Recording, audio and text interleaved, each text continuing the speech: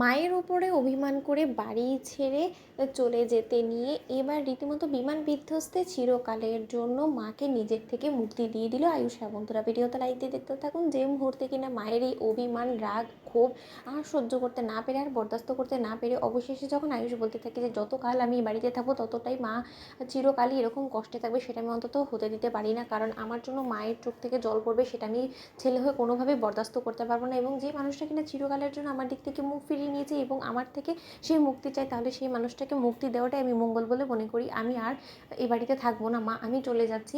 হয়তোবা আমি চলে যাচ্ছি এই খবরটা তোমরা কাল পাবে, কিন্তু ততক্ষণে আমি আমার গন্তব্যে পৌঁছে যাব এবং আমার এই মুখ যাতে আর কোনোদিনও তোমাকে না দেখতে হয় সেই ব্যবস্থাই আমি করবো। আমি আর কোনোদিনও তোমার সামনে আসবো না মা। যদি কোনোদিনও আসি তাহলে তুমি ভেবে নিও যে আমি আমার নিজের আইডেন্টিটি সব কিছু তৈরি করে তবে আমি তোমার মুখোমুখি হব। কোনোদিনও আমি তোমার পরিচয় দেবো না এবং কারোর কাছে আমি বলবো না যে আমি ইন্দ্রাণী গাঙ্গুলির ছেলে। কারণ যখন যখন আমি এই পরিচয়টা দেবো তখনই তোমার মুখটা আমার সামনে ভেসে আসবে, যেটা কিনা আমাকে আরও বেশি দুর্বল করে তুলবে।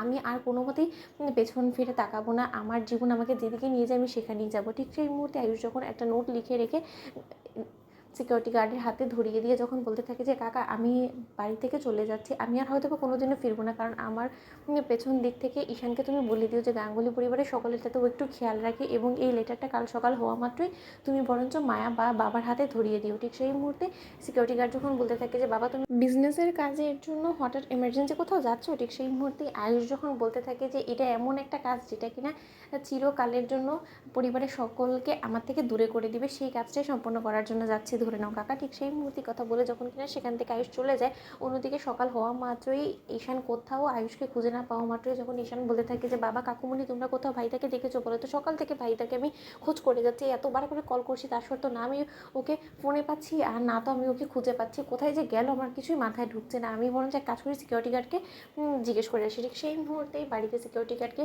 ডাকতে যাওয়ার আগেই যখন কিন্তু সিকিউরিটি গার্ডে গাঙ্গুলি হাউসে এসে হাজির হয় এবং বলতে থাকে যে ঈশান বাবা ভালোই হয়েছে তুমি চলে এসেছো, কারণ আমাকে আয়ুষ বাবা যাওয়ার আগে এই চিঠিটা ধরিয়ে দিয়ে বলেছিল যে সকাল হওয়া মাত্র আমি যাতে তোমাদের বাড়ি কারো একজনের হাতে দিয়ে দিই। ঠিক সেই মুহূর্তে ঈশান তখন বলতে থাকে যে ভাইদা দিয়ে গিয়েছে, তাও আবার নোট, ভাইদা তো আমার ফোনে একটা টেক্সট করে গেলেই পারতো।